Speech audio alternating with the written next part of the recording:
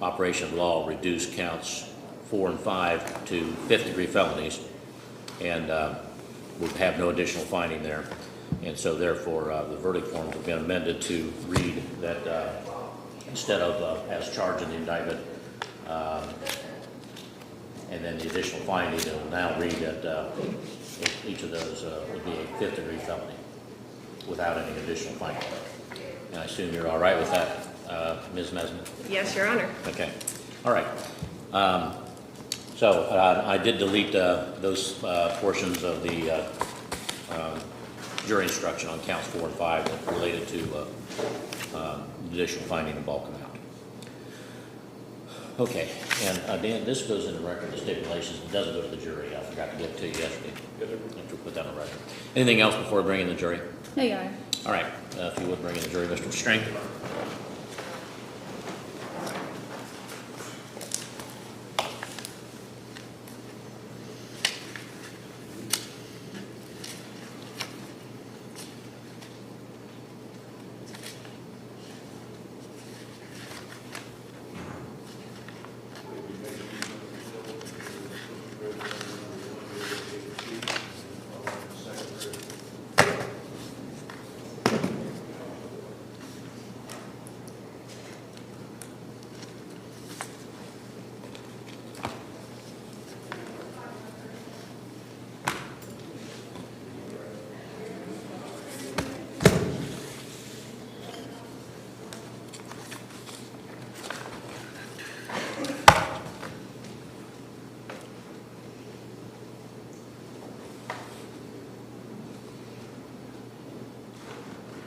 Go ahead and be seated.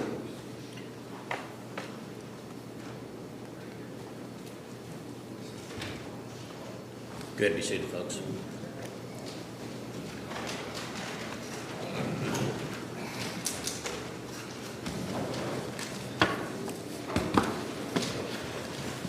All right, good morning, ladies and gentlemen. Again, I'll remind everybody to make sure your cell phones or other electronic devices are turned off. After we adjourned yesterday, we dealt with a number of legal issues. The state rested. The defense is elected not to present any evidence. And so I had to deal with a couple other legal matters regarding the instructions this morning, and we're now ready to proceed. Ladies and gentlemen, you've heard the evidence. It's the duty of the court to instruct you on the matters of law. Court and jury have separate functions. You decide the disputed facts, and the court provides instructions of law.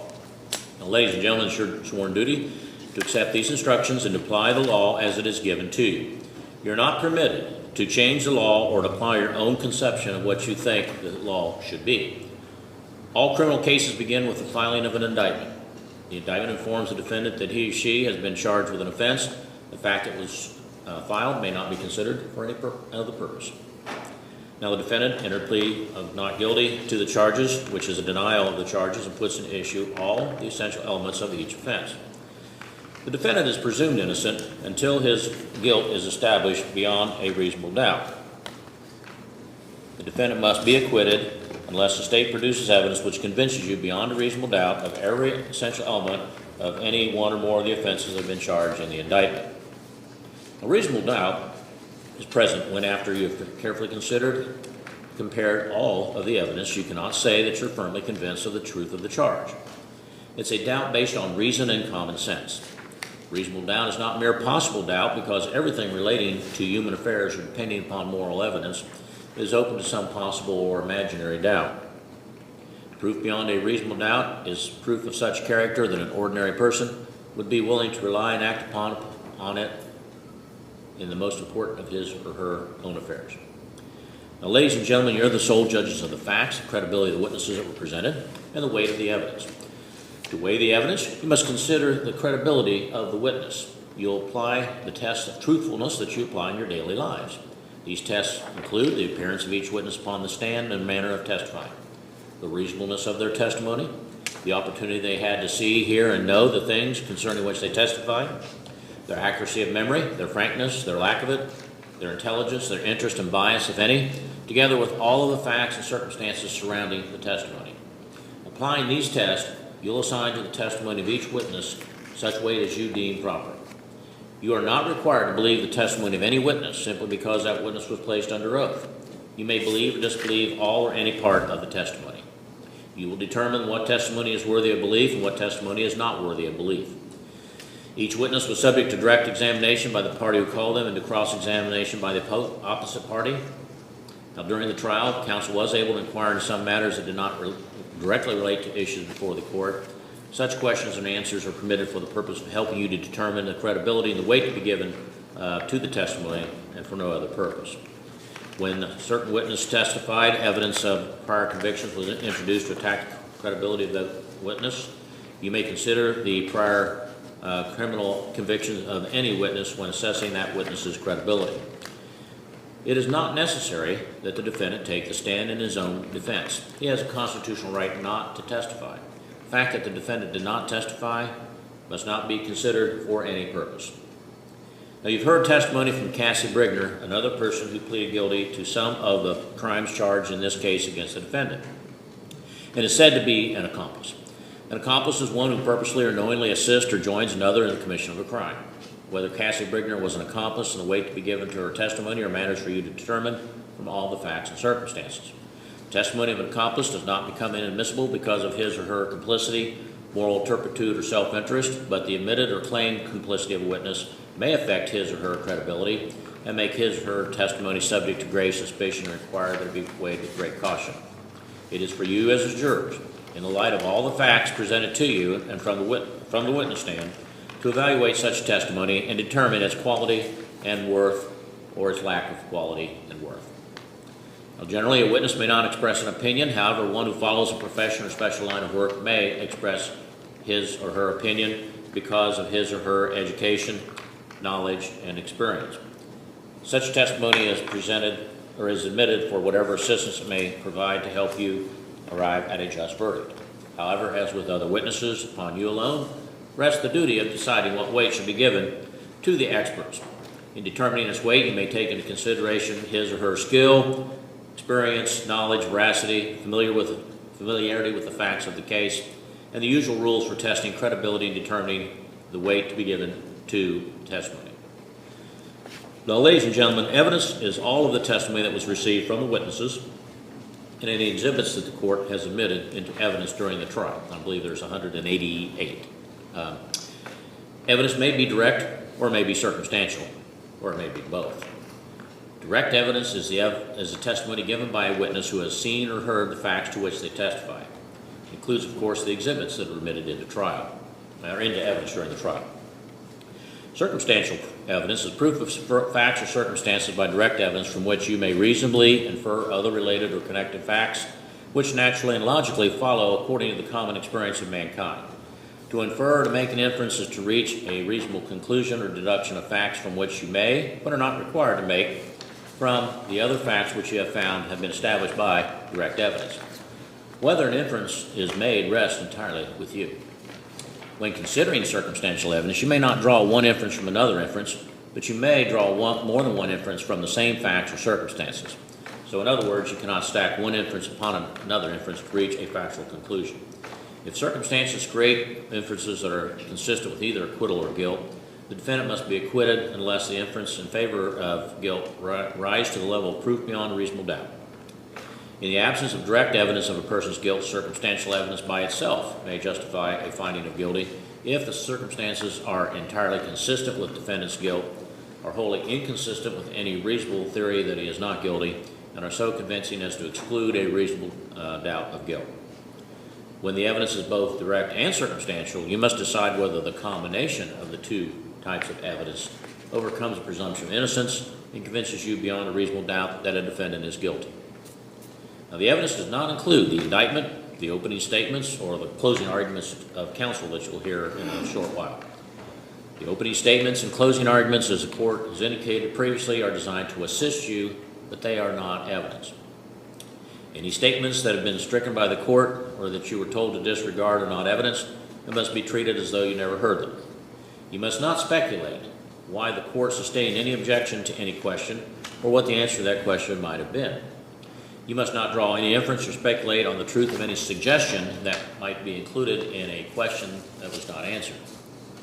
A number of exhibits have been introduced, and testimony related to them has been introduced and admitted into evidence, and you may consider whether those exhibits are the same objects in the same conditions they were originally. You'll determine what weight, if any, the exhibit should receive in light of all the evidence. Now, although there are 12 counts here, we have a specification in count 12, and then the other 11 counts, there are 2 counts of receiving stolen property, and then the others are aggravated possession, or aggravated trafficking, or possession or aggravated possession.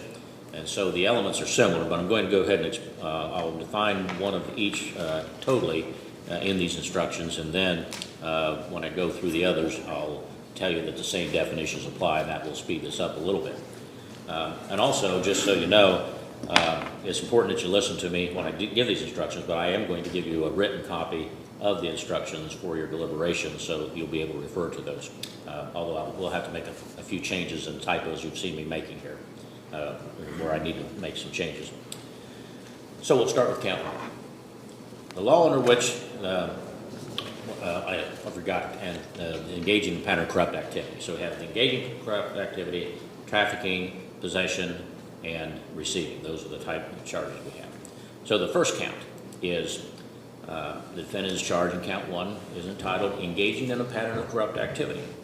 And it is numbered Revised Code Section 2923.32A1.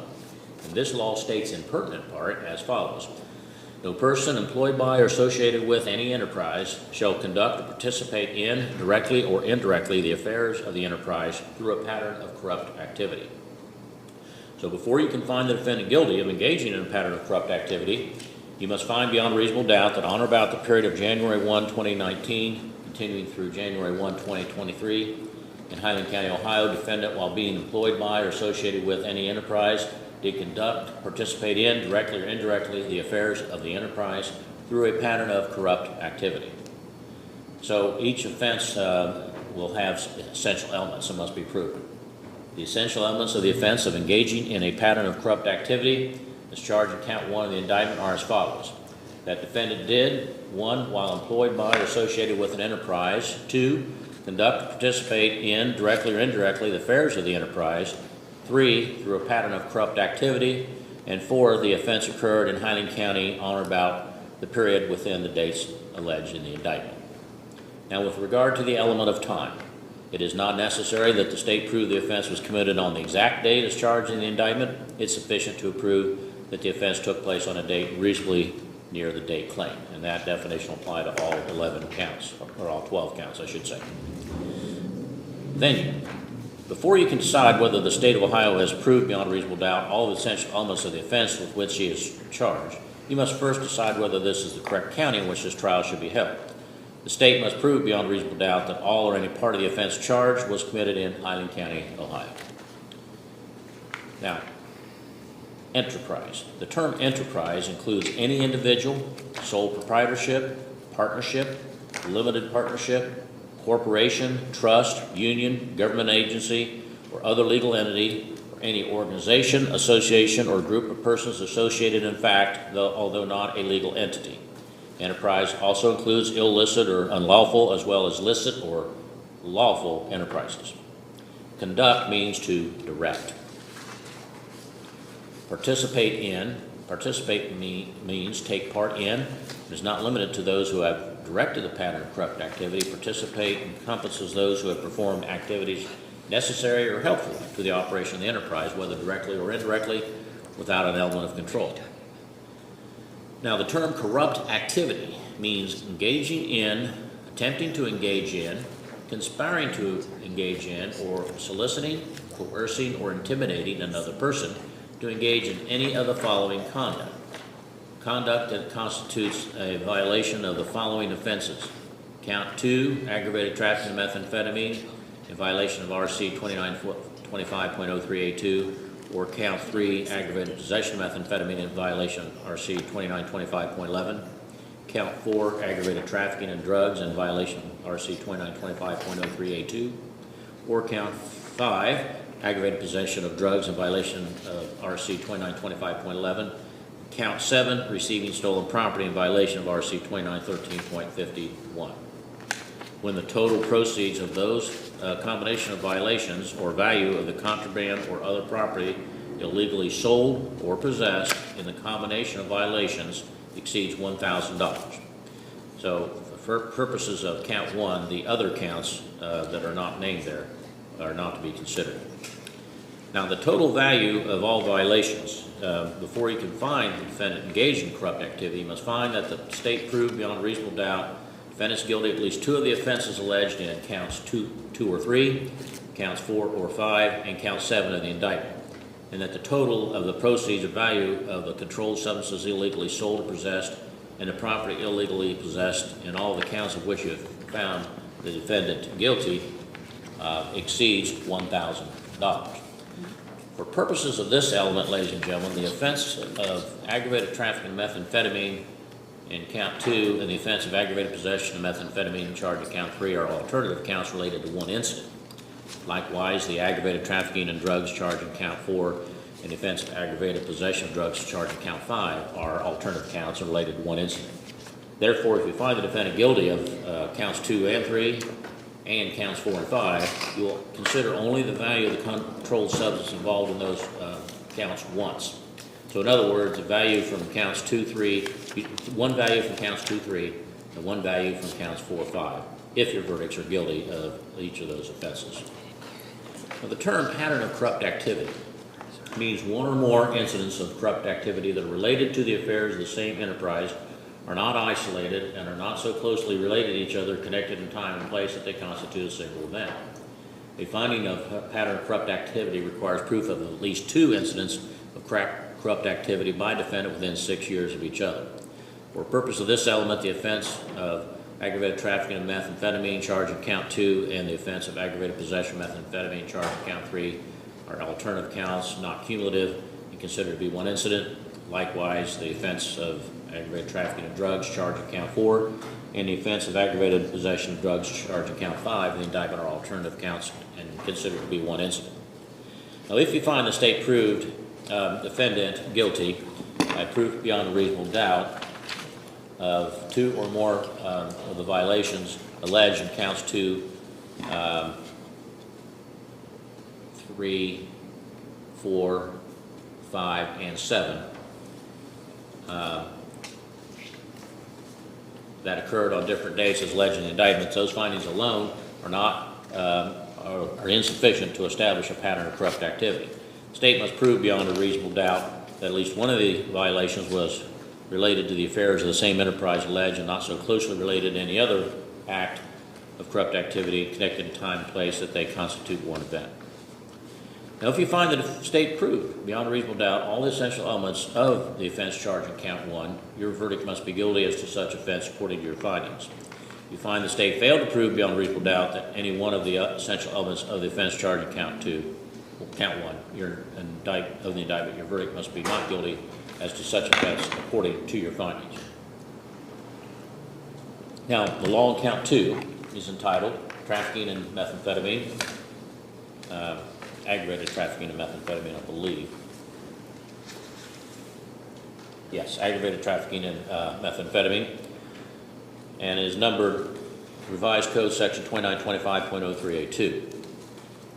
Now, this law states in pertinent part as follows: no person shall knowingly prepare for shipment, ship, transport, deliver, prepare for distribution, or distribute a controlled substance when the offender knows or has reasonable cause to believe the controlled substance is intended for sale or resale by the offender or another person.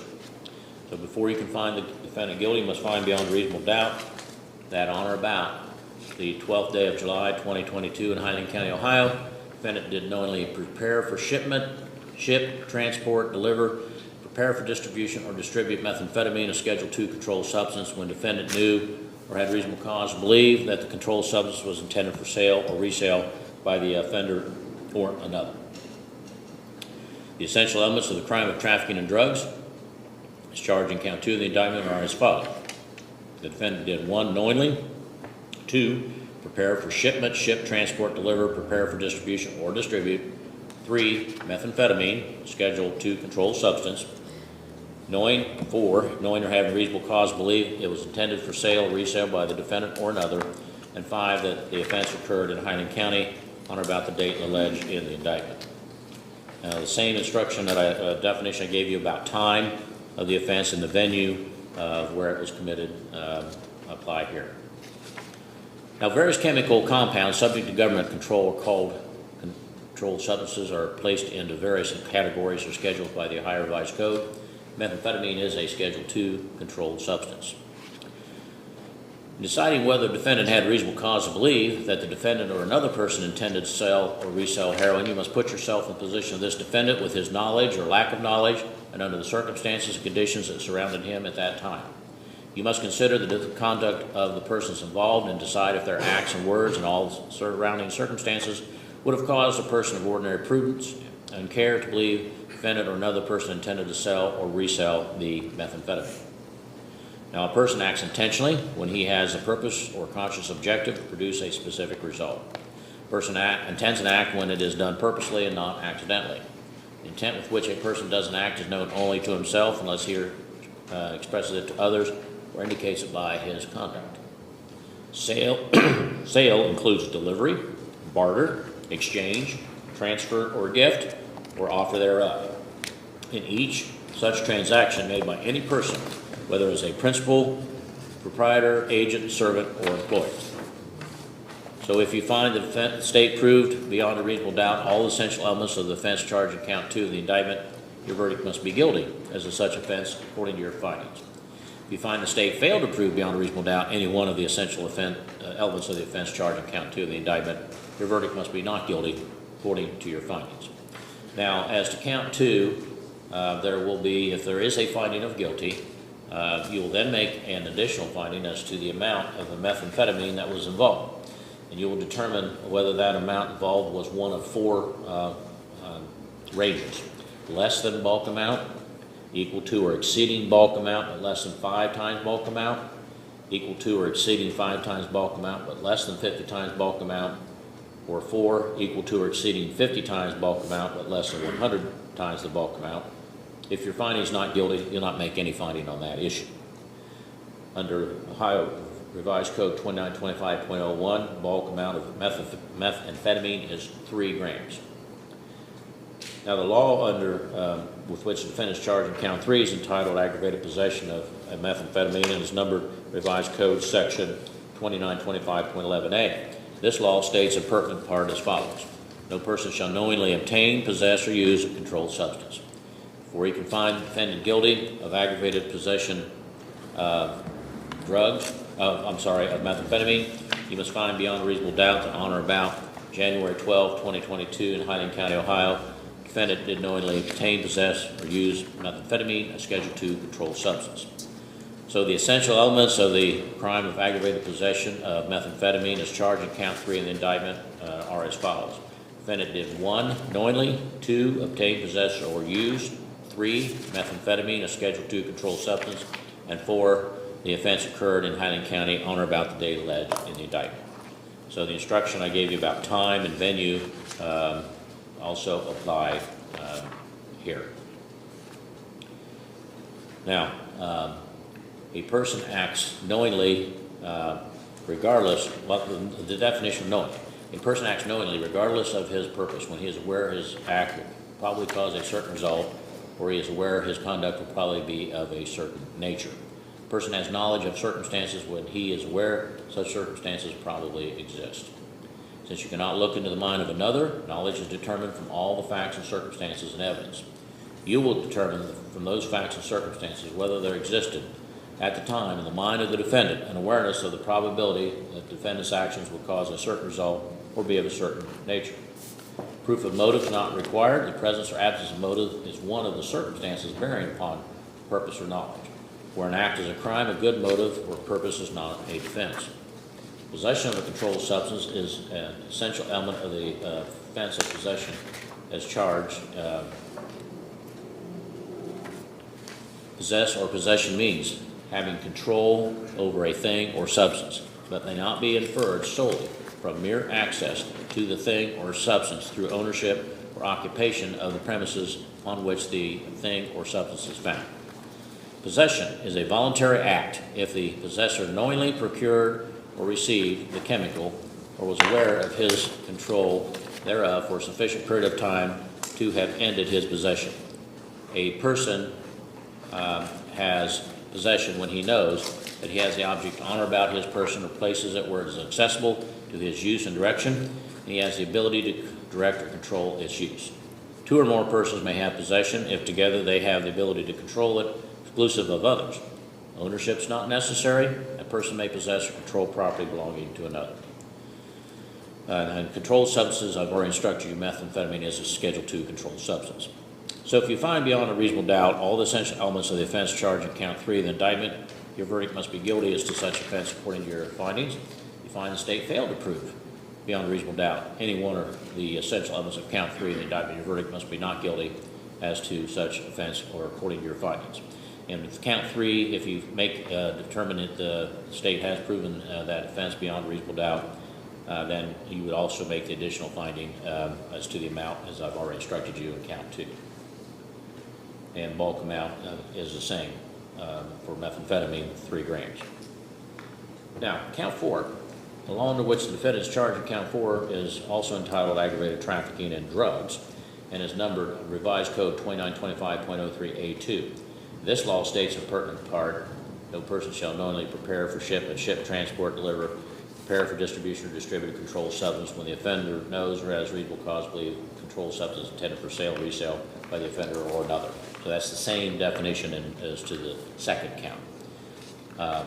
And so before you can find the defendant guilty, you must find beyond a reasonable doubt that on or about the 12th day of July 2022 in Highland County, Ohio, the defendant did knowingly prepare for shipment, ship, transport, deliver, prepare for distribution or distribute hydroxyphencyclidine, or PCP, a Schedule II controlled substance, when the defendant knew or had reasonable cause to believe the substance was intended for sale or resale by the offender or another. So the essential elements of that offense in count 2 are the same as count 4 are the same as count 2, except the substance alleged to be involved, rather being methamphetamine, is hydroxyphencyclidine. But otherwise, the elements are the same. And so the definition I gave you as to count 2 and as to time, venue, apply. As well as the definition of knowingly and motive applies in this count as well as it does in count 2, and how you determine that. And again, hydroxyphencyclidine is a Schedule II controlled substance under the Higher Revised Code. The definition of the words prepare, shipment, ship, deliver, distribution, and distribute have the same meaning as you understand them in your normal experience. That also applies in count 2. Reasonable cause to believe is the same definition that I gave you in count 2, as well as the definition of intent is the same. Sale, definition of sale, an offer is the same. So if you find beyond the state proved beyond a reasonable doubt all the essential elements of the offense charged in count 4 of the indictment, your verdict must be guilty as to such offense according to your findings. If you find the state failed to prove beyond a reasonable doubt any one of the essential elements of the offense charged in count 4 of the indictment, your verdict must be not guilty as to such offense according to your findings. All right, now, the law under which the defendant is charged in count 5 is entitled aggravated possession of drugs and is also entitled Revised Code Section 2925.11a, just like count 3.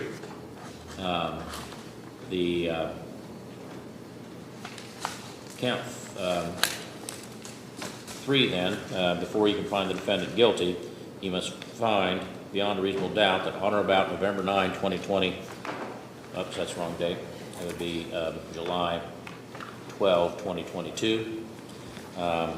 In Highland County, Ohio, the defendant did knowingly obtain, possess, or use hydroxyphencyclidine, a Schedule II controlled substance. The essential elements of the crime of aggravated possession of drugs then in the charge of count 5 are the same as in 3. The defendant did knowingly obtain, possess, or use hydroxyphencyclidine, and the offense occurred in Highland County, Ohio on or about the time alleged. So the definitions that I gave you earlier as to count 3 and the other indictments or counts, time and venue apply. The same definition of knowingly, how you determine it, motive, possess, controlled substance are all the same. If you Find that the state proved beyond a reasonable doubt all the essential elements of the offense charged in count 5 of the indictment, your verdict must be guilty as to such offense according to your findings.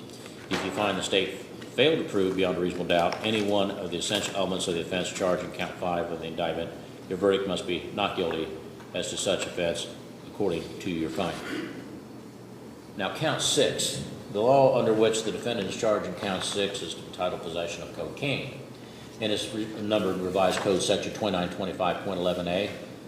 This law states in pertinent part, no person shall knowingly obtain, possess, or use a controlled substance. So before you can find defendant guilty of possession of cocaine, you must find beyond a reasonable doubt, and on or about July 12, 2022 in Highland County, Ohio, this defendant did knowingly obtain, possess, or use cocaine, a Schedule II controlled substance. The essential elements of that are the same as count 3 of 5. The defendant did knowingly obtain, possess, or use cocaine, a Schedule II controlled substance.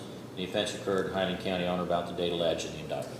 So the definitions to all those terms that apply to the previous possession charge and count 3 and 5 also apply here. Time, venue, knowingly, how you determine it, motive, possession, controlled substance. And your findings is if you find beyond a reasonable doubt, state proved beyond a reasonable doubt all the essential elements of the offense charged in count 6, your verdict must be guilty as to such offense according to your findings. If you find the state failed to prove beyond a reasonable doubt any one of the essential elements of the offense charged in count 6 of the indictment, your verdict must be not guilty as to such offense according to your findings. Now, the law under which the defendant is charged in counts 7 and 8 is entitled receiving stolen property and is numbered High Revised Code Section 2913.51a. This law states in pertinent part as follows: no person shall receive, retain, or dispose of property of another, knowing or having reasonable cause to believe that property has been obtained through commission of a theft offense. The defendant is charged in counts 7 and 8 with receiving stolen property. Before you can find defendant guilty of counts 7 or 8, you must find beyond a reasonable doubt that on or about the 12th day of July 2022 in Highland County, Ohio, defendant received, retained, or disposed of property of the owner specified in each count, knowing or having reasonable cause to believe the property had been obtained through the commission of a theft offense. So the essential elements of counts 7 and 8, the charge of receiving stolen property, are that the defendant did 1, receive, retain, or dispose of property of another. Count 7, that would be Bill Bird. Count 8 would be Robert Guyton. 2, knowing or having reasonable cause to believe property had been obtained through commission of theft offense. And 3, that the offense occurred in Highland County on or about the date alleged. So again, the definitions I've given you previously on time, venue, knowingly, how you determine that, motive is all the same in this count, in these two counts. Property means any property, real or personal, tangible or intangible, and any interest or license in that property. Reasonable cause to believe is the same definition, but has a little bit different since it's a theft or receiver's charge, so I'll read it. In deciding whether the defendant had reasonable cause to believe the property had been obtained through the commission of a theft offense, you must put yourself in the position of the defendant with his knowledge or lack of knowledge and under the circumstances and conditions that surrounded him at the time. You must consider the conduct of the person involved and decide if their acts and words and all the surrounding circumstances would have caused a person of ordinary prudence and care to believe that the property had been obtained through the commission of a theft offense. Now, theft offense means any of the following: any violation of section 2913.02 of the High Revised Code, which is entitled theft, and or 2913.51 of the High Revised Code, which is entitled receiving stolen property. Now, if your verdict is guilty as to count 7, then you will decide whether the state proved beyond a reasonable doubt that the property involved was a motor vehicle, as defined in section 4501.01b of the High Revised Code. Section 4501b of the High Revised Code reads in pertinent part: motor vehicle means any vehicle, including mobile homes and recreational vehicles, that's propelled or drawn by any power other than muscular power or power collected from overhead electric trolley wires. Your verdict's not guilty, you'll not consider that issue. Count 9 is entitled aggravated possession of methamphetamine. Basically the same as count 3, except it's a different date and a different amount. But the same definition applies, and the same requirements apply.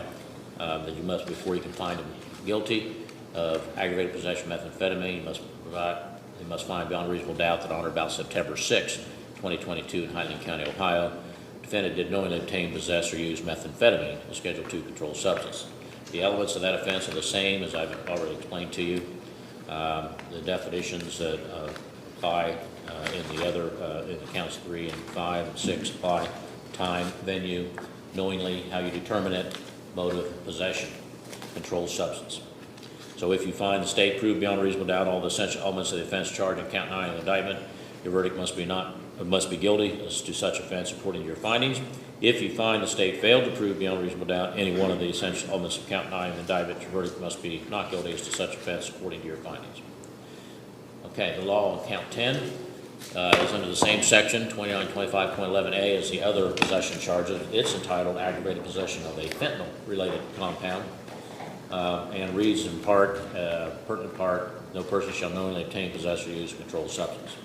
So before you can find the defendant guilty of possession of a fentanyl-related compound, you must find beyond reasonable doubt that on or about September 6, 2022 in Highland County, Ohio, defendant knowingly obtain, possess, or use a fentanyl-related compound, a Schedule II controlled substance. So again, the elements of the offense are the same as I just instructed you in count 9 and all the possession charges. And so the same definitions of time, venue, knowingly, how you determine it, motive, possession, controlled substance definition are all the same. So if you find that the state proved beyond a reasonable doubt all the essential elements of the offense charged in count 10 of the indictment, your verdict must be guilty as to such offense according to your findings. If you find the state failed to prove beyond a reasonable doubt any one of the essential elements of count 10 of the indictment, your verdict must be not guilty as to such offense according to your findings. Now, the law under which the defendant is charged in count 11 is entitled possession of cocaine and is numbered Revised Code 2925.11a. This law states in pertinent part as follows. Again, the same, but no person shall knowingly obtain, possess, or use a controlled substance. Before you can find the defendant guilty of possession of cocaine, you must find beyond reasonable doubt that on or about September 6, 2022 in Highland County, Ohio, defendant did knowingly obtain, possess, or use cocaine, a Schedule II controlled substance. So the essential elements of that offense are the same as the other, except the offense is the substance involved is alleged to be a fentanyl-related, cocaine in this case.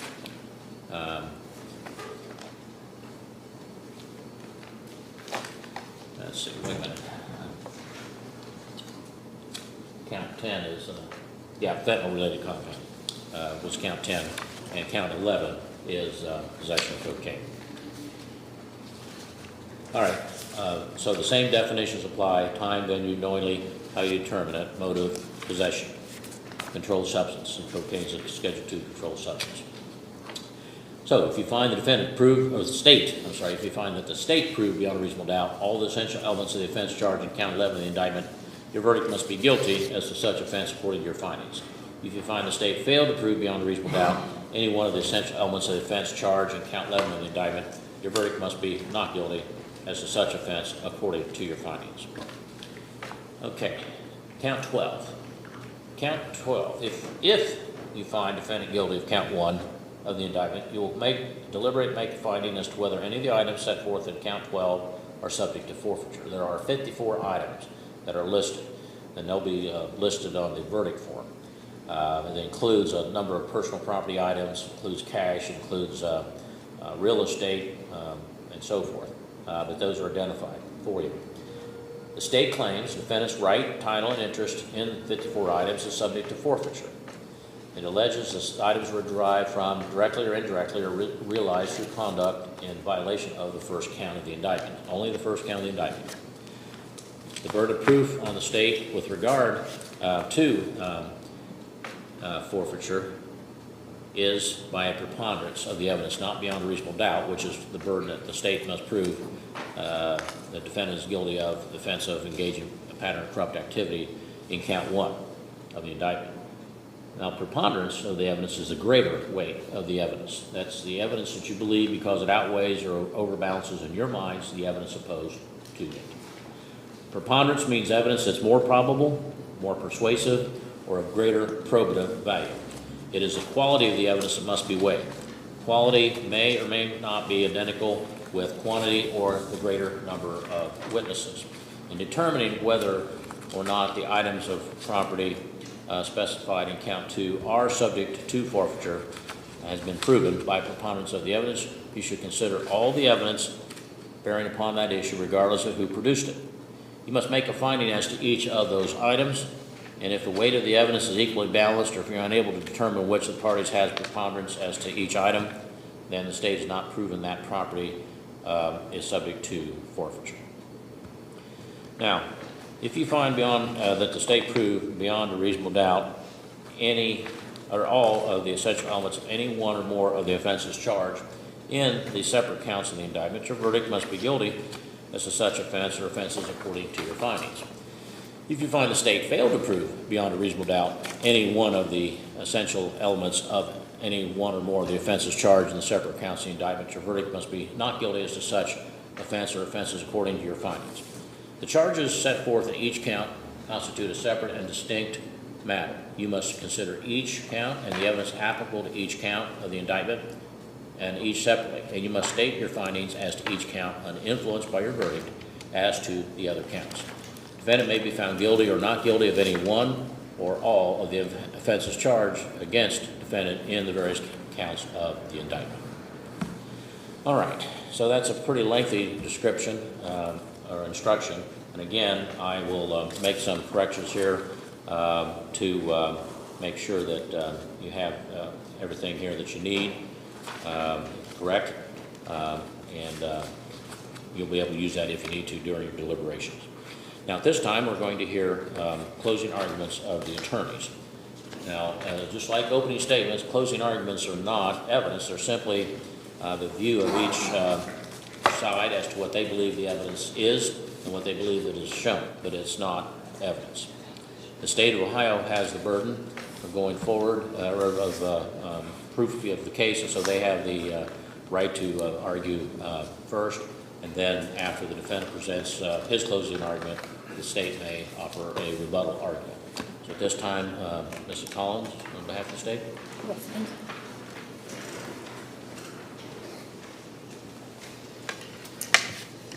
May it please the court, Ms. Memsick, ladies and gentlemen of the jury, I first want to thank you for your time and attention to this very complicated and detailed case. We are one of the few countries that uses a jury system to decide guilt, and that only works with citizens like yourselves who take your service seriously, and for that I want to thank you. Now, as the judge said, I have 2 opportunities to address you in closing, and you've heard a lot of stuff already, so I'll keep the first one short and to the point. In June of 2022, investigators Randy Sanders and Chris Bowen met with the CI and made the first of 2 undercover drug buys from this defendant, known to them as Scoots Johnson. Following that second undercover buy, the task force in the sheriff's office and the Greenfield Police Department worked together in serving a search warrant at 12385 Butters Road in Highland County, the property owned by this defendant. Both drug buys were made from this property, and the search warrant was granted.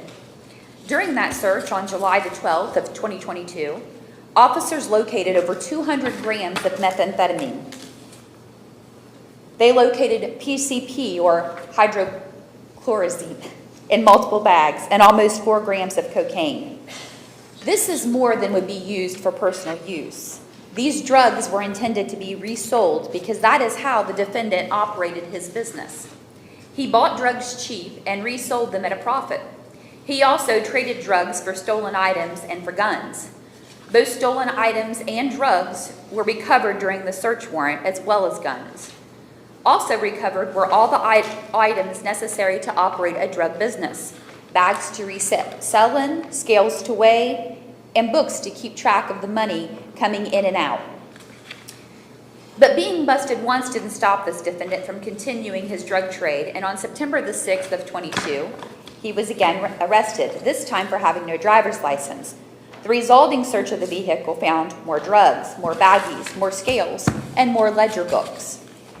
You now know that when this defendant and Cassie Brigner were arrested on September 6th of 22, they were heading to get their belongings from the Butters Road property, and then they were going on the run because they thought indictments were coming out that day. And despite paying Travis Gibson in some scam to get their charges dismissed, They were afraid of being indicted. Ladies and gentlemen, there is no question that this defendant worked with Cassie Brigner and others to supply a large quantity of methamphetamine to Highland County. You can see this from the ledger books and from the amount of drugs that was recovered. Johnson is guilty of trafficking or selling methamphetamine. He is guilty of trafficking or selling PCP, and he is guilty of possessing cocaine. He is guilty of possessing a stolen pickup truck and stolen tools. He is guilty of possessing fentanyl-related compound, cocaine, and methamphetamine in the traffic stop on September 6th of 22. And because Johnson did all of this to further his criminal enterprise, he is guilty of engaging in a pattern of corrupt activity. Because he traded items for drugs and used his property to house drugs, sell drugs. He used guns to trade for drugs and to protect his drugs. He should not retain ownership of that property, and it should be forfeited pursuant to the forfeiture specification. Thank you. All right, Ms. Memsick, on behalf of the defendant. Your Honor, may we approach? May.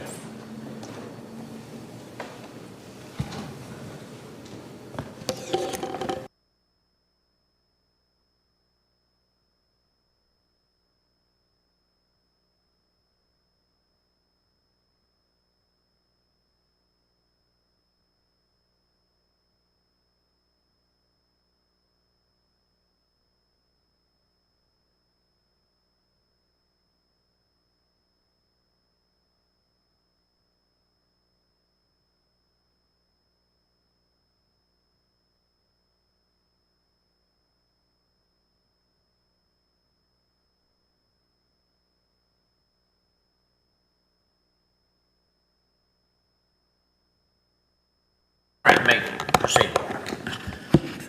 Thank you, Your Honor. May it please the court, Ms. Collins, Mr. King. Ladies and gentlemen, I want to thank you as well. I think everyone in this courtroom feels very fortunate that we've had such an attentive jury. You've heard the state's narrative, and you know what they want you to believe. They want you to believe that Richard was the leader of a drug enterprise, that he amassed this incredible amount of guns and property that was stolen. In reality, he's a guy who liked firearms, which isn't against the law, who got involved with a very cute young girl who had a very serious drug habit. It's interesting that Richard was never found with drugs on him. The only evidence of him selling drugs came from a confidential informant that you didn't hear from. So I want to go through the order of the witnesses and ask, what did you really learn yesterday? Beth Underwood testified that drugs are drugs. She has a role in a laboratory and she was able to identify certain things, but she can't tell you where they came from. She can't tell you anything else about them. Mr. Bird told you that he doesn't know who stole his truck. Mr. Guyton told you that he doesn't know who stole his chainsaw. There was no testimony presented to you that Mr. Johnson knew these items were stolen. None. So please hold the state to their burden. All that's been presented is that these items were stolen, they were recovered on a large piece of property, and you heard Investigator Sanders refer to this as a compound. Deputy Quenneville told you that he recovered items on September 6th from a car with 2 people in it. Sergeant Seagram told you that Richard was arrested during the execution of a search warrant in July, and when that happened, he had no contraband on him. Mr. Bowen's testimony provided more information, but again, that's where I want you to look at what you didn't hear. He testified that the CI's videos were live and recorded with audio, and you didn't see or hear any of those. There was no testimony that Richard was even on these videos conducting a buy, because he wasn't. On the first video, he admitted that Cassie is the only one that he can see. And he testified that he doesn't know who painted that truck, but the state wants you to make assumptions. Detective Sergeant Antinor didn't want to answer any of my questions directly. He had a long-winded explanation for everything, mostly yes or no questions. He did admit there were multiple people on that property, just like Mr. Bowen, multiple people present at the time of the alleged buys, and that there was no further investigation into any of those people, because that wouldn't fit the narrative that Richard and Cassie were running the show. He and investigator Sanders highlighted that Richard wasn't working, but they did admit they were generally aware he was receiving Social Security. He had an income. There are no identified owners, other owners, for the majority of these alleged stolen items, and this is an assumption the state is asking you to make that they belonged to other individuals, and you have no evidence of that.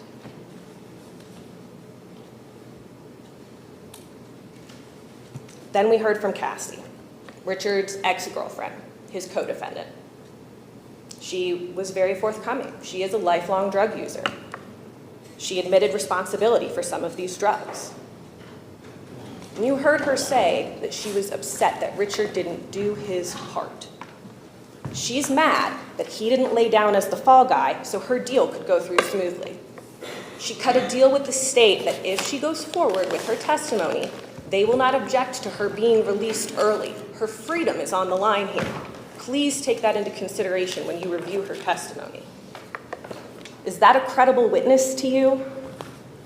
And she was even evasive with me when I asked about if she could be getting early release. The only testimony that you heard about some of these items being traded potentially for guns or drugs was from Cassie, and she didn't give you a single specific instance. She made sweeping generalizations so that she could successfully do what she needs to do for the state without making anything up. And does that make Richard and Cassie an enterprise? Even if you believe that he has possession, even if you believe that he's trafficked, what was presented as an alleged sale to one individual, I implore you to look at the definition of enterprise as Judge has read it to you and as you will read it in your instructions. There's no legal partnership, there's no legal entity, there's no group, there's no organization. And where is the pattern? Again, Cassie didn't give you a single specific instance. Finally, investigator Sanders testified about his involvement with the CI. He testified that people can be paid for their work or they can work off charges. And that's a huge incentive to create other suspects because you're not valuable and you can't do those things to help yourself unless you can give someone else up. Again, he testified that there was clear audio, clear video that you haven't seen, that you haven't heard, and the CI is not here. Ask yourself why. You've heard testimony and admissions that there were multiple people present. You saw how large that property was. 2 men left on motorcycles. You know other people were there. But that wasn't presented because it doesn't fit the narrative. Investigator Sanders also testified that they didn't find receipts for any of these items. And I mean, do you keep receipts for everything that you buy? Do you even get receipts for everything that you buy anymore? Again, this is a lack of evidence. Hold the state to their burden. Does your common sense tell you that there could be another reasonable explanation? Then you have doubt. Things do not add up here. There are holes. There are too many other reasonable alternatives for this situation, and you don't have to abandon your common sense to get there. So what are you really left with? Law enforcement trying to circle the ranks to close an investigation and a co-defendant with a vested interest in testifying against Richard. Her freedom is at stake. If she doesn't cooperate, the state will oppose her motion for early release. The narrative here, trying to paint this as an enterprise, that's something you have to find in order to find Richard guilty of engaging in corrupt activity. There's no evidence to suggest that it is. Even if you believe Cassie's testimony, there is no enterprise here. You're left with a large amount of property, items, and land that the state wants you to forfeit to the government. and judge has instructed you that this must be derived from directly or indirectly or realized through conduct in violation of the first count. The first count is engaging in corrupt activity. There is no enterprise. There's no evidence that Richard stole anything, no specific evidence to any of those items being submitted because the evidence doesn't exist. And the judge has instructed you regarding forfeiture. Specifically, it is the quality of the evidence that must be weighed beyond a reasonable doubt. I submit to you that you should have doubts. It's entirely reasonable for you to have doubts. And as a result, you should find Mr. Johnson not guilty. Thank you. All right, Ms. Collins, we have to say.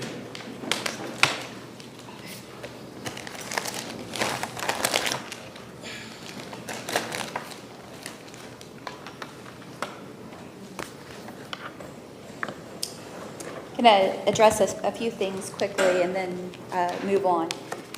I agree with the defense that Johnson was not on the video buying drugs. I absolutely agree with that. He was on the video selling drugs, not buying drugs. And you actually will have the pictures from that drug buy on July the 5th, 2022. Look at States Exhibits 35 through 39. Those are clear shots of this defendant standing right in front of the place where the methamphetamine was found 7 days later during the drug buy. So no, he wasn't on the video buying drugs. He's on the video selling drugs.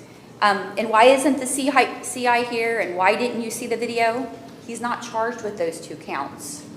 He's not charged with the two drug buys from June 6th and July the 5th. I'm sorry, June 9th and July the 5th. That was what we used as probable cause to get a search warrant to go into his house. And that's what shows the pattern of corrupt activity. That's what shows the intent of possessing all this meth. This is what he does. He sells drugs. You didn't see it because he's not charged with those two crimes. Talked about these two people that left on the dirt bikes at the in the drone footage. You can see him scooting out on dirt bikes when the law enforcement arrived. Well, they're not here, they're not presented to you because they weren't 9 feet from 215 grams of meth. There was only one person that was 9 feet from 215 grams of meth, and he's sitting right there. It's just smoke and mirrors. It's a stretch, hoping that you'll grasp at one of those straws, and don't fall for that. Now, I'm sure that during the trial there were lots of things mentioned that were developed and they left questions in your mind, but be mindful of the judge's instructions. There are often legal reasons for what we are allowed and are not allowed to share, and as the judge has instructed you, the evidence and testimony that can be considered in this case is what you heard from that witness chair and the exhibits that are on that table. That is what you can consider as evidence in the case. It's important to remember that nothing that the defense attorney said in her questions is evidence. So when she asked leading questions and she asked the question hoping the answer is in the question, that's not evidence.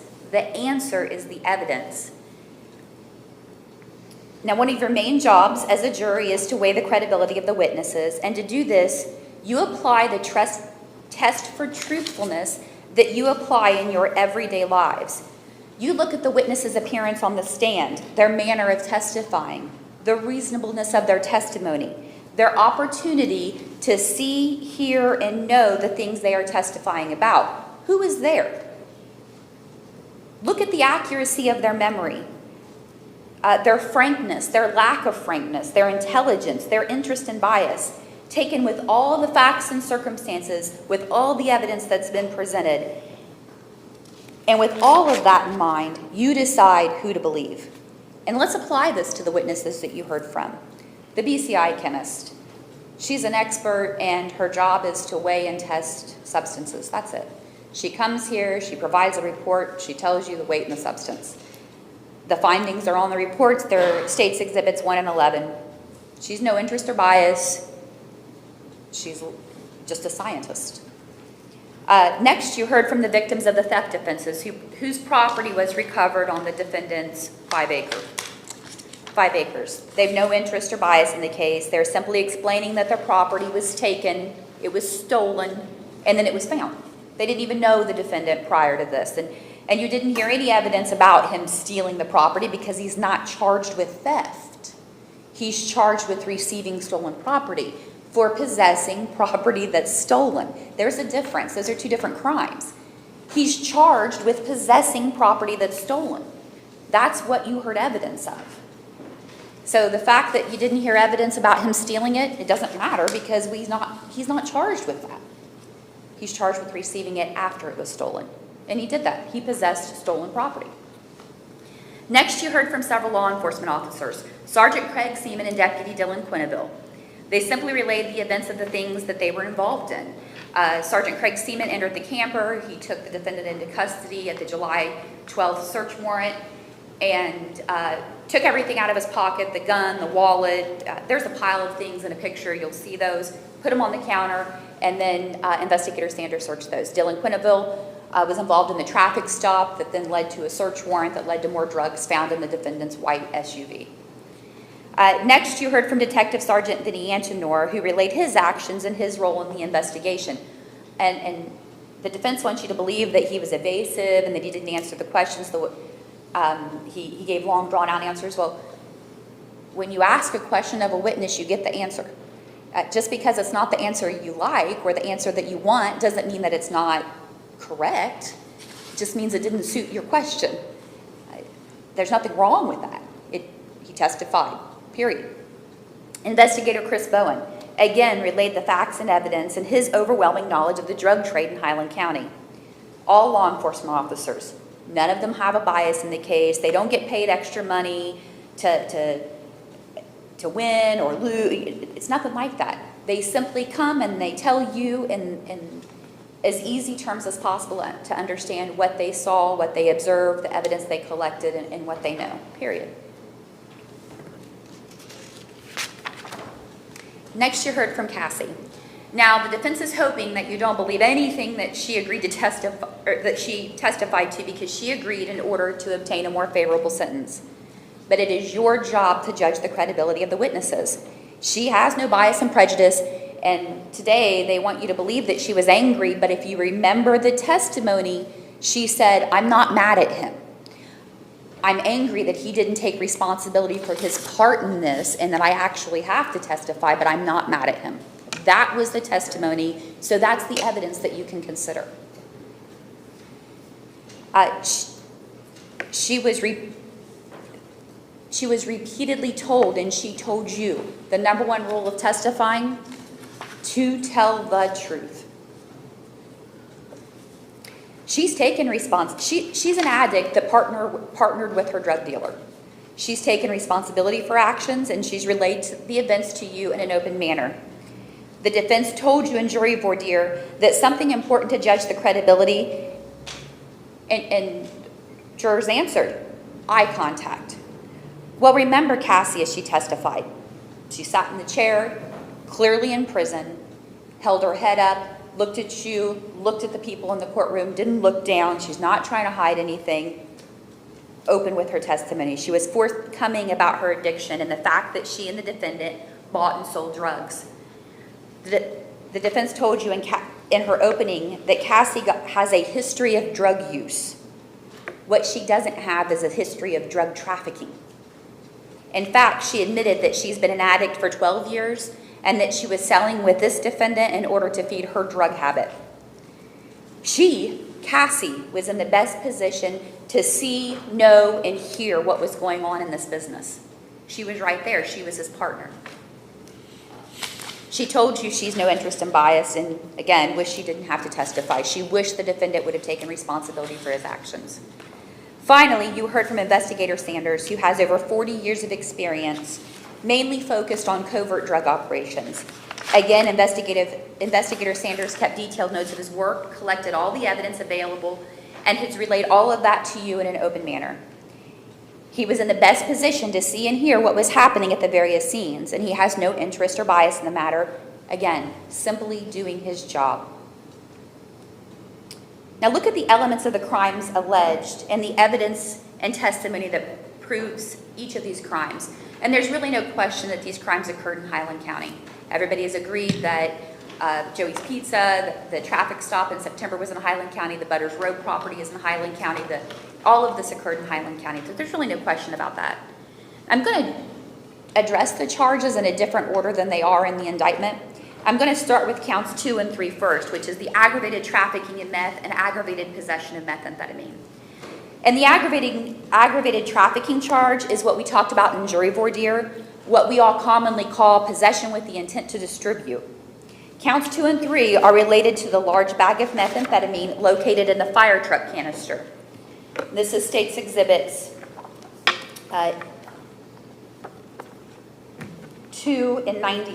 98 and 99 and 100,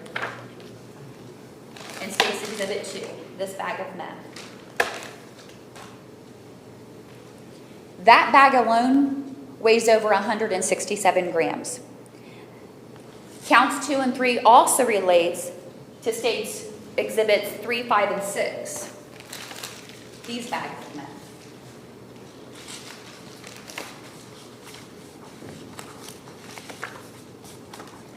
When you add the weight of all of these bags of meth together, the total is just shy of 214 grams of meth. It's 213 point something. Just shy of 214 grams of meth. The typical dose of methamphetamine per Investigator Sanders for personal use, one dose is about 1/10 of a gram. So this is far more than personal use. This is intended for resale. Bulk amount of meth, and it's in your jury instructions, is 3 grams. And we know that what this defendant intended to do with this methamphetamine. We have well over 50 times bulk amount here. The defendant had previously sold to a CI. That's part of his intent. Cassie told you that the black box in the kitchen cabinet was the defendant's box and that they both sold out of the box. Some of this was recovered from there. She also told you that they had just re-upped the night before. And re-up means that they went and they got more supply from their supplier. The methamphetamine in the fire truck canister was that bag, that 167 grams. That bag had just been purchased the night before, and the intent was to resell it at a profit.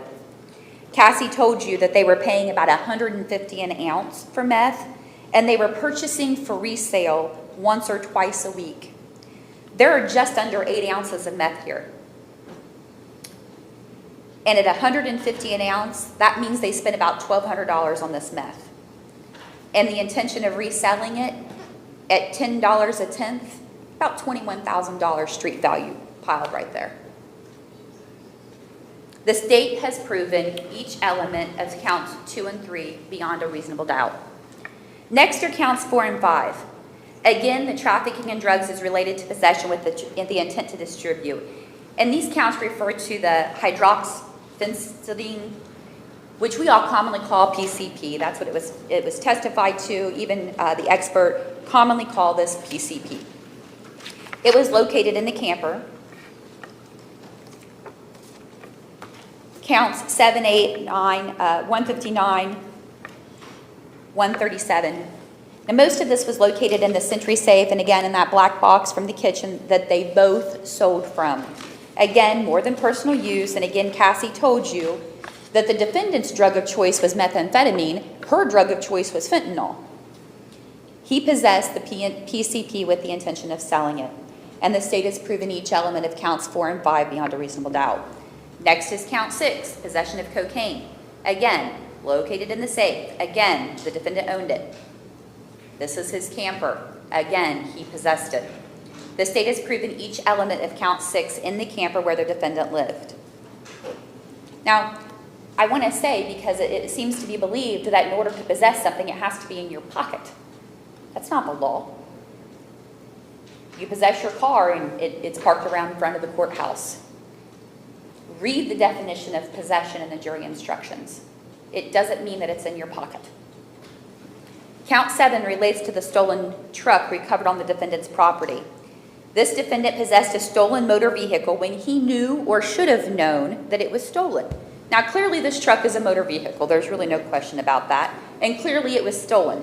Billy Bird came in and he sat down and he said that he reported it stolen, and when law enforcement found it, they ran the plates, it came back as stolen.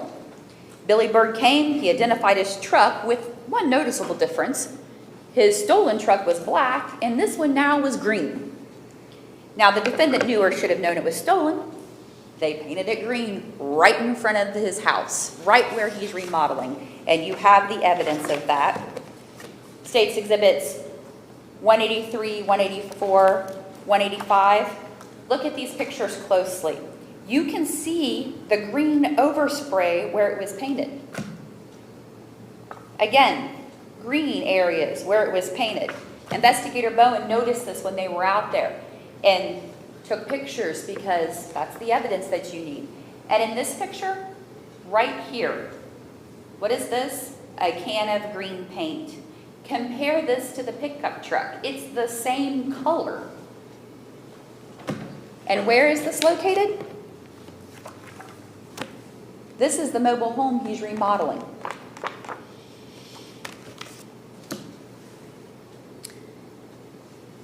Why paint a truck if you aren't trying to hide its identity? The defendant knew very well the truck was stolen, and he's guilty of receiving stolen property. Remember, we don't have to prove that he's the one that stole it. We have to prove that he possessed it. And right there it is, sitting on his property. It does not matter that he didn't steal it. He's not charged with that. He's charged with possessing it. And this is the circumstantial evidence that we spoke about in jury voir dire. It's no different than waking up to snow on the ground. You can find that he is guilty based on this kind of evidence. And your instructions say, in the absence of direct evidence of a defendant's guilt, circumstantial evidence by itself can justify a finding of guilty if the circumstances are entirely consistent with his guilt and entirely inconsistent with the theory that he is not guilty, and so convincing as to exclude reasonable doubt of guilt. It is wholly inconsistent, and it flies in the face of common sense that this defendant didn't realize the truck was stolen when it was painted a different color. The state has proven each element of count 8, and remember on your verdict forms to circle that this is a motor vehicle. It obviously is. It's a pickup truck, a motor vehicle. Now, count 9 is a stolen chainsaw belonging to Robert Guyton. Again, no question the chainsaw was stolen. Robert reported it stolen. When it was recovered, they ran the serial number, and it was stolen, along with several other chainsaws on the defendant's property, and you'll see pictures of those all hanging in a row in the house that he's remodeling. Again, the defendant didn't buy the chainsaw at the store. He either stole it himself, or more likely, he traded it for drugs. Either way, it doesn't matter if he stole it or if he traded it. It was stolen and he possessed it. We don't have to prove who stole it. That's not what the law says. Did he possess stolen property? Yes, he did. It's right there in the house he's remodeling on his land. Next are counts 9, 10, and 11, possession of methamphetamine, cocaine, and a fentanyl-related compound. Again, these are the drugs located in the defendant's vehicle on September 6th of 22. When the defendant and Cassie were planning to pick up their belongings and make a run for it, there's no question the defendant was driving the vehicle and that he owned the vehicle, and those drugs were found in the vehicle he controlled. He possessed those items. 2 or more people may possess an item if they both can control it. Both Cassie and the defendant could control these drugs. They were in the front seat of the vehicle the defendant was driving. Remember the bank robber scenario we talked about in jury voir dire and the example of the getaway driver? Bank robber 1 goes into the bank, he shoots the teller. Bank robber 2, getaway driver, now he's just sitting in the car, but as soon as bank robber 1 shoots that teller, bank robber 2 is responsible for that murder because they're working together. This is the defendant and Cassie Brigner in this case. Now, the defense wants you to believe that because he wasn't right next to the drugs, well, they're not his. But the testimony from Investigator Sanders was the defendant was about 9 feet from about $21,000 worth of dope. The largest quantity of drugs was found in the kitchen. And you'll have the picture that shows the couch in the kitchen. We talked about it yesterday. It's no distance. It's a camper. It's a small area. Next, let's go back and look at count 1, engaging in a pattern of corrupt activity. Engaging in a pattern of corrupt activity, it's like a fishnet. It traps everything that comes into contact with it. To prove this, the defendant did, while employed by or associated with an enterprise, conduct or participate in, directly or indirectly, the affairs of an enterprise through a pattern of corrupt activity. So first, the association. An enterprise includes an association of persons that includes unlawful enterprises. 2 associated people are Cassie and the defendant. There's no question. These 2 participated by performing activities necessary or helpful to the enterprise. And the enterprise here, it's drug dealing. Corrupt activity by law, and it's in your instructions, includes trafficking in meth and possession of meth. Next, you have to determine if the total proceeds exceeds $1,000, and you are allowed to look at the value of what they possessed. It's not difficult. 1 bag of meth alone, State's Exhibit 2, Investigator Sanders testified, has a street value of over $16,000. State's Exhibit 2 alone. So that's this bag.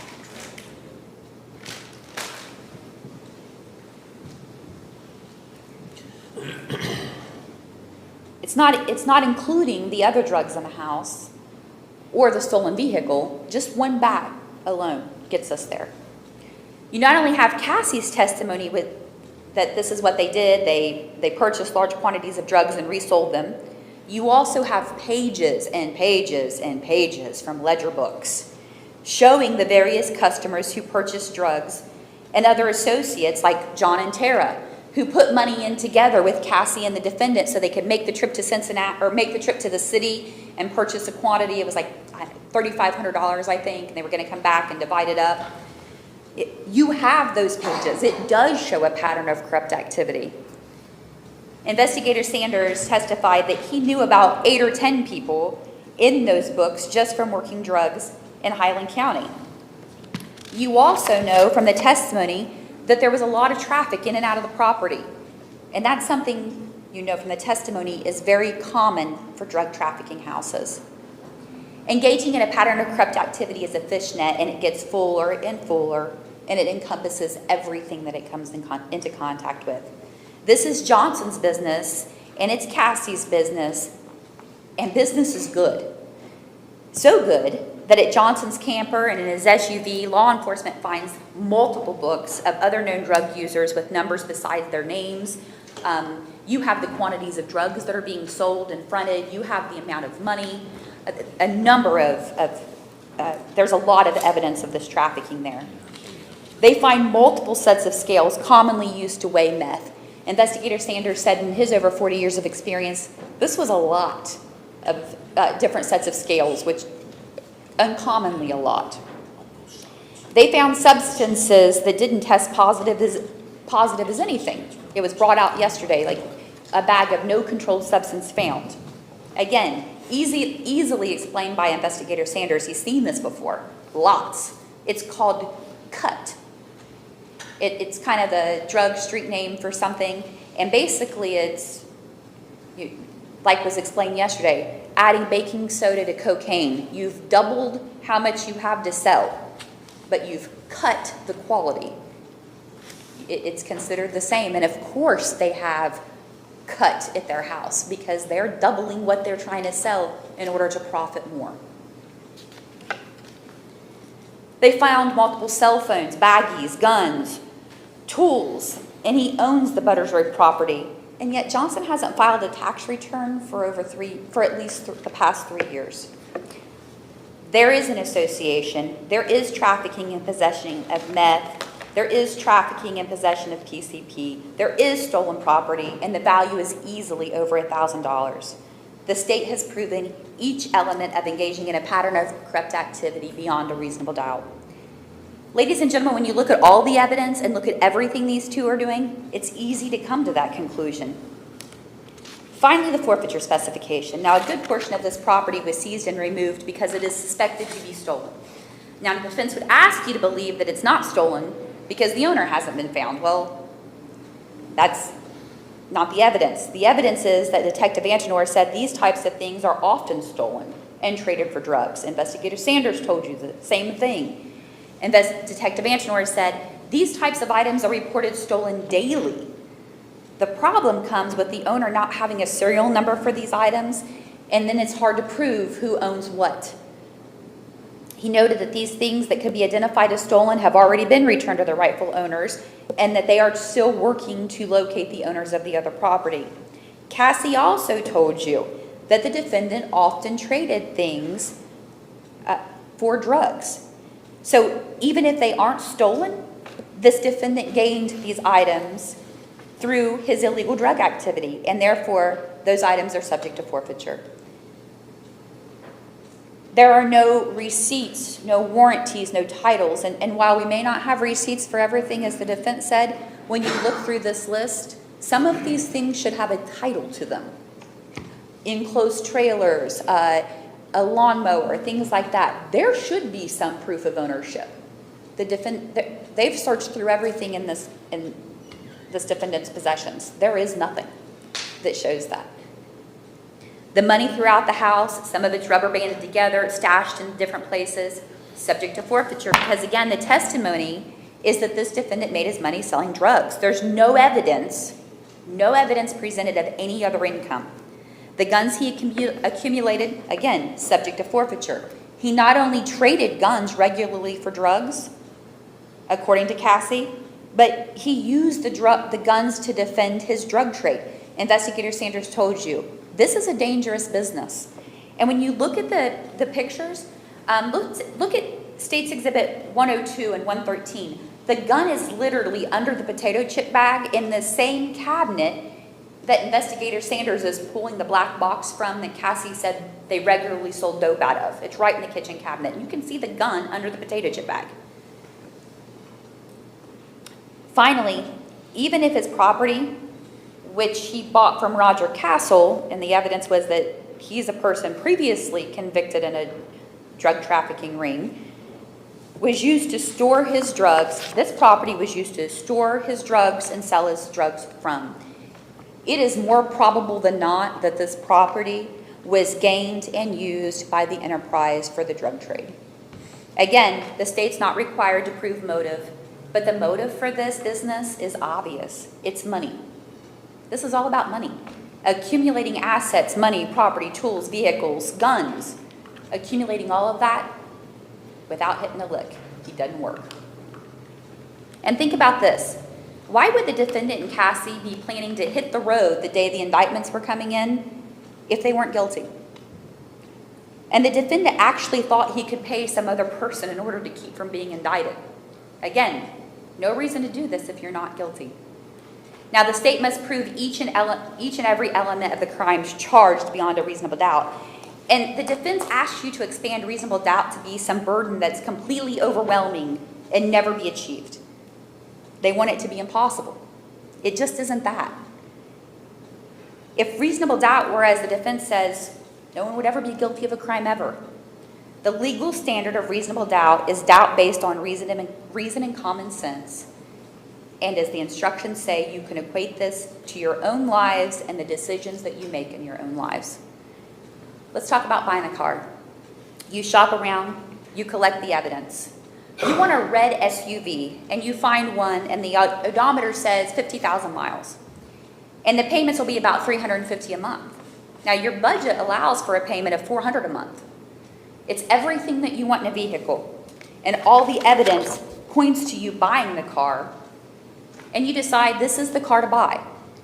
Now, there is some remote possible doubt that this is not the perfect SUV for you, but reasonable doubt, doubt based on reason and common sense, that's been overcome. And of course, you buy the car. It's not your job to look for reasonable doubt. If it were present, it would have presented itself from the evidence, and it just didn't. It doesn't exist. In this case, reasonable doubt, doubt based on reason and common sense has been overcome, and the state has proven each element of each element of each crime beyond a reasonable doubt. Ladies and gentlemen, the state has proven each element of each crime in this case, and I am asking that you now pull up this net. Review the evidence, remember the testimony, using your common sense and judgment, come to the only logical conclusion that makes sense here. Find the defendant guilty of these charges. Thank you.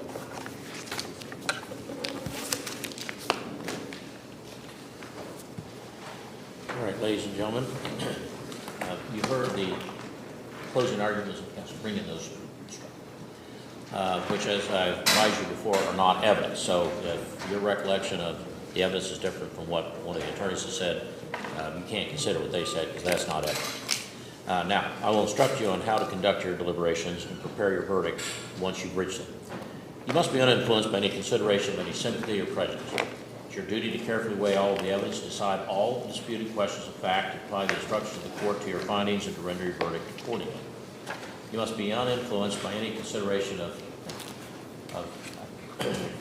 passion or prejudice. It is your duty to carefully weigh all of the evidence, decide all of the disputed questions of fact, to apply the instructions of the court to your findings, and render your verdicts accordingly. Fulfilling your duties, your efforts must be to arrive at a just verdict. Consider all of the evidence and use your common sense and make your findings with intelligence and impartiality, without any bias, sympathy, or prejudice, so that the state and defendants will feel that their case was fairly and impartially tried. Now, if during the course of the trial, the court has done anything which you consider an indication, in my view, of the facts of the case in general, you're instructed to disregard it. Of course, my rulings are not based upon what I believe or any position favoring one part or the other. It's based upon the rules of the law as I interpret them. And the courts aren't to interfere in any way with a jury's decision.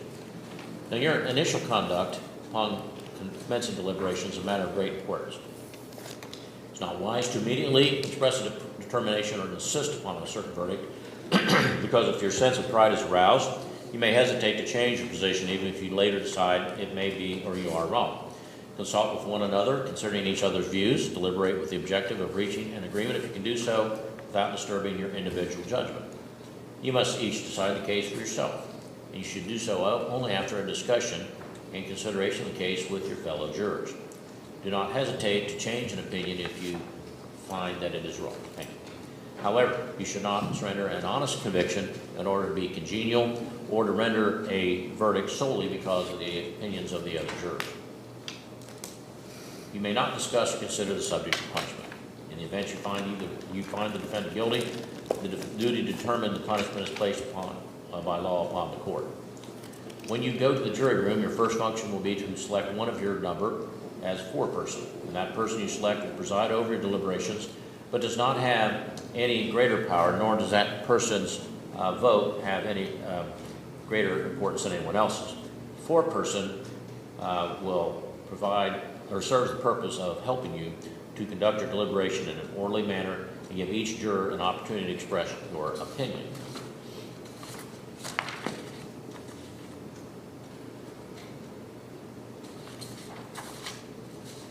Let's see here. There we go. The court will place in your possession the exhibits, with the exception of those that contain controlled substances. We'll retain those, and I believe the USB that has the video will also be retained, because if you want to see that, you'll have to ask the court to bring you back in to look at it. Because we don't want to, number one, we can't give you a device to record them or to play them in the jury room. And secondly, the actual controlled substance, want to make sure that there's no safety issues. Now, until your verdict is announced in open court, you're not to disclose to anyone the status of your deliberations or the nature of your verdicts. Now, this being a criminal case, before it can be said that you've reached a verdict, it's necessary for all 12, I'll repeat, all 12 of the jurors to agree upon a verdict, and that's as to each count. You'll have with you in the jury room, in addition to the exhibits that the court's admitted, and a copy of these instructions, separate verdict forms for each count. Now, the verdict forms for the first 11 counts, each of them will have the name of the case number, and the charge. And then they will read that we, the jury, having been duly impaneled and sworn, find the defendant, Richard Wayne Johnson, and then those are blank space. And then you will write in that blank space either guilty or not guilty, according to your finding as to that particular count. And then it goes on to say what the charge is. And there's 12 signature lines. And after you reach the verdict, all 12 of you have to sign your name and date. And your signature is your indication that you concur in that verdict, and it is your verdict. If you don't have all 12 of you signing it, then you don't have a verdict. Now, as to counts 2, 3, and 7 of the indictment, there is an additional finding on the verdict forms that must be made if and only if you find the defendant guilty of the charge in that particular case, or in that particular count, I should say. For counts 2 and 3, you'll make a finding as to the amount of the controlled substance in that count. And for count 7, you'll make a finding as to whether the property involved was a motor vehicle, and you'll indicate your finding by circling the finding that reflects your finding, or striking out that does not. And so, I'll read the additional finding for you on count 2, 3. There are 4, if you remember the jury instructions. Again, you'll have those with you if you need to further. And in that count 2, 3, it does read, additional finding if verdict is guilty. Again, if it's not guilty, you don't have to make this determination. But if and only if there's a verdict of guilty, you will then, the verdict additional finding reads, we further find the amount of methamphetamine involved was 1, less than bulk amount, or 2, equal to or exceeding bulk amount but less than 5 times bulk amount, or 3, equal to or exceeding 5 times bulk amount but less than 50 times bulk amount, or 4, equal to or exceeding 50 times bulk amount but less than 100 times bulk amount. And then I've put there in the parentheses, circle only one finding, so that that'll be clear. So in this one, you won't strike out everything, just circle it. And then in count 7, that's the one with receiving stolen property, alleging that it was a motor vehicle, and that says additional finding if verdict is guilty. Again, only if verdict is guilty. We further find and specify the property involved, and it says was or was not a motor vehicle is defined in ORC 450101. In that case, either circle or strike through, circle what reflects your finding, or strike through what does not, so that it would then the wording would read what your finding is. And those will be sent to you along with the substantive instructions.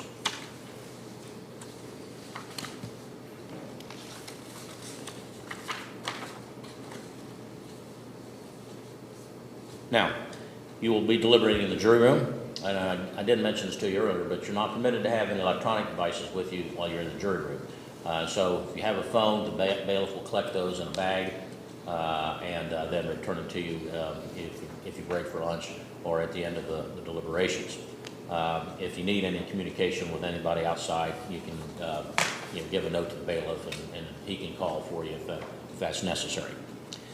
Bailiffs will be stationed outside the door to ensure your deliberations are not interrupted, and will be your sole means of communication with the court. Now, bailiffs cannot answer any questions about the case or the evidence. If you have a question or if you have a request for something, write it down, knock on the door, and give it to the bailiff.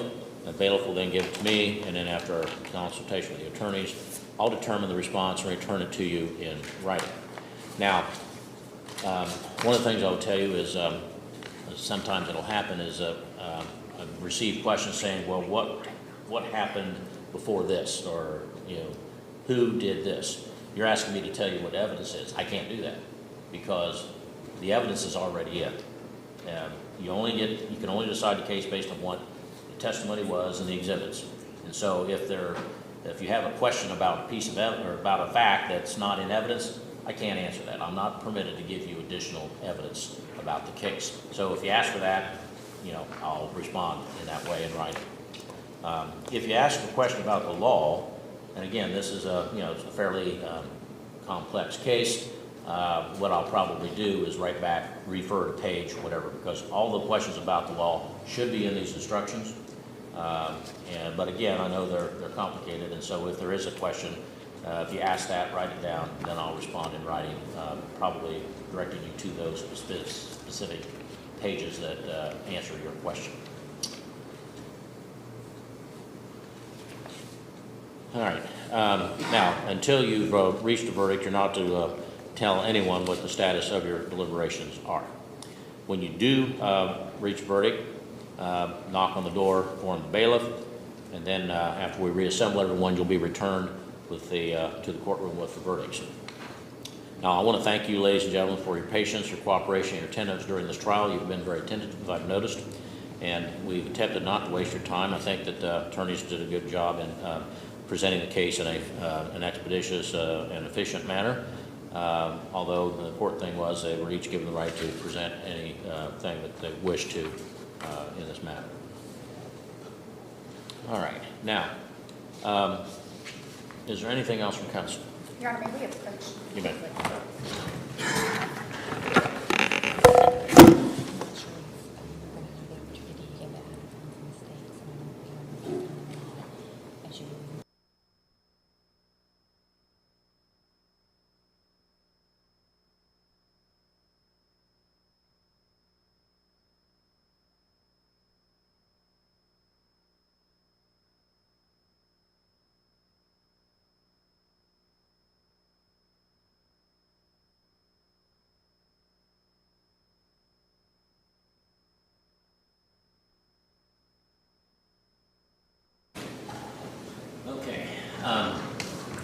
I normally don't print on both sides. I did that to cut down on the number of pages on the instruction.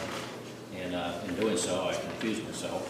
And I forgot to give you the instruction on the specification. Or, I'm sorry, the verdict form on the specification. I did give you the instructions. On the verdict form on count 12. Now that's going to be a little more complicated. There are 54 items. I didn't want you to have to sign your name 54 times, so I came up with a way that will allow you to sign your name just once for all 54 items, but it will require making a finding and writing it as to each item. So what the verdict form says for count 12 is that we, the jury, having been duly impaneled and sworn, find that the following items listed in count 12 are or are not subject to forfeiture as shown on the written finding inserted next to each item due to its being used in, intended for use in, derived from, directly or indirectly, or realized through conduct in violation of count 1, of which we have found the defendant guilty. Then immediately below this, an instruction in parentheses reads, insert the word are next to the items that you find are subject to forfeiture. Insert the words are not next to the items you find are not subject to forfeiture. So then those 54 items are listed. And so as you see here, go down the list, you put are or are not. I know that's extra work, but it's, I think, better than having all 12 of you sign your name 54 times. I'm not even sure what the math on that is. I think it's over 600 signatures, so that way we won't have that. Okay, now we're going to have you go to the jury room here in just a moment, and then I'm going to go over the final instructions just to make sure that there's no other typos or corrections that need to be made. I will tell you that these instructions, I keep them in a computer instead of writing them each time, and I convert, the previous case over. And the previous case that I used had multiple defendants, so sometimes there was a plural. So if you find that I didn't catch that, that's only one defendant in the case. So just disregard that.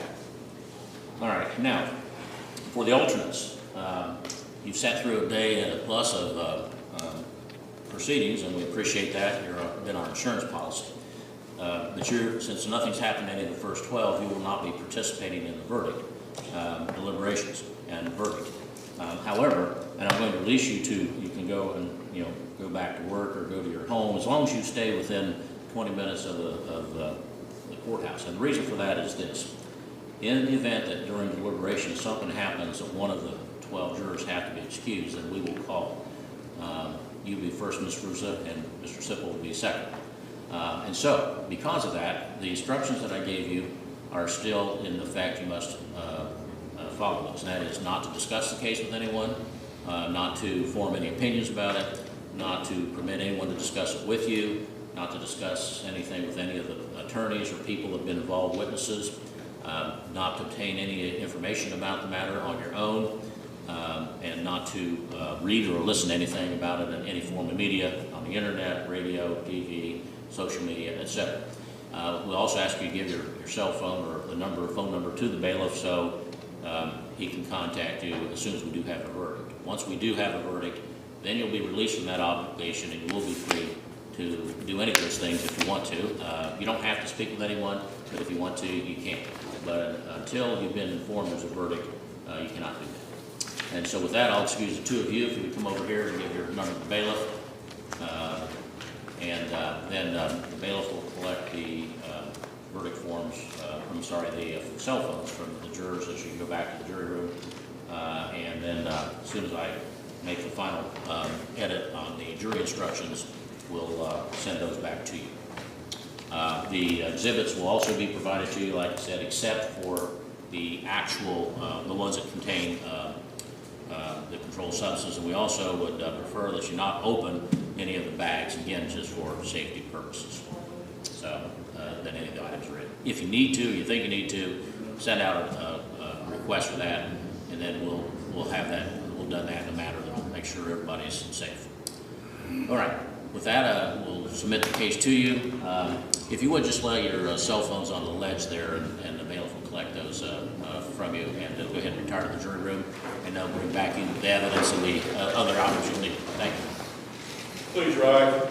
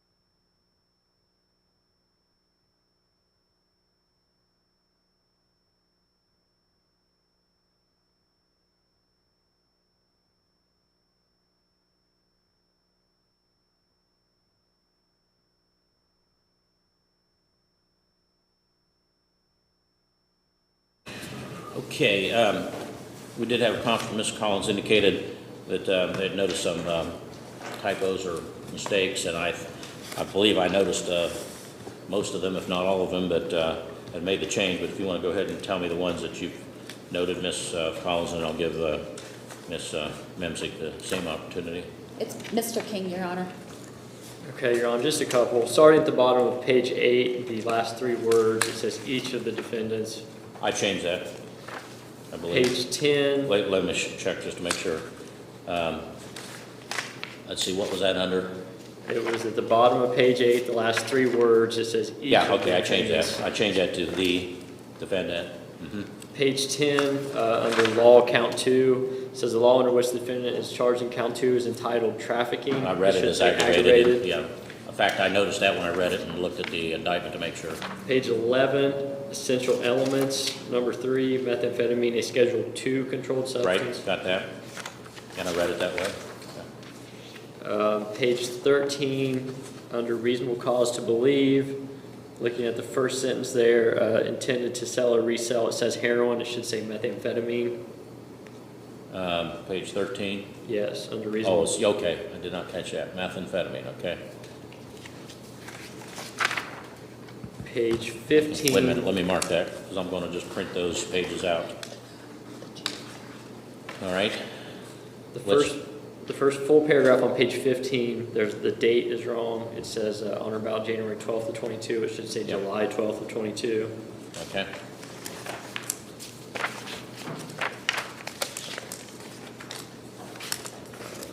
Page 19, under essential elements, number 3, it says Schedule 1 controlled substance. It should say Schedule 2 controlled substance. Yeah, I did do the instructions in the definition, but I didn't catch it there.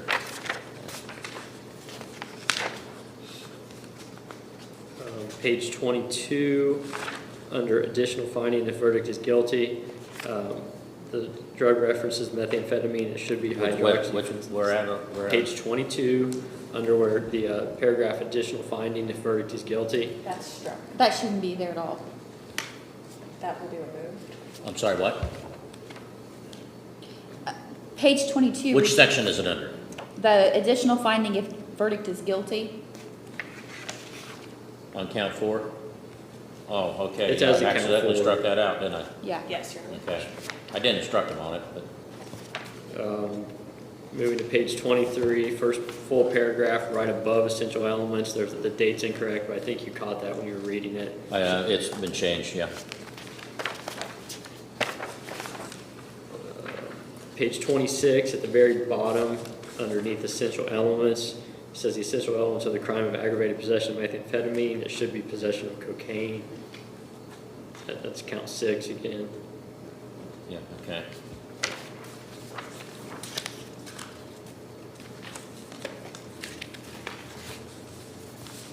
And the last one is page 46, just again a reference, and this is the second paragraph on page 46. Wait, let me catch up here. Said I'm not used to doing these on both sides. I did it to try to cut down a paper. Already killed enough trees this week. All right, which page? Page 46, second paragraph, second sentence. It says if you find either defendant guilty. Okay, is that under verdict form? It's above verdict forms. It's at the top of the page. It's the second paragraph, second sentence. Okay, I think on my reformatting I changed that. What's the sentence reading? Sentence reads, in the event that you find either defendant guilty. All right. It starts with, you may not discuss or consider the subject of Of punishment. I did catch that when I read it. I knew I had to change that, and that's on. Okay, the changes I made changed the page number. So let's see. It may be on 45 at the bottom.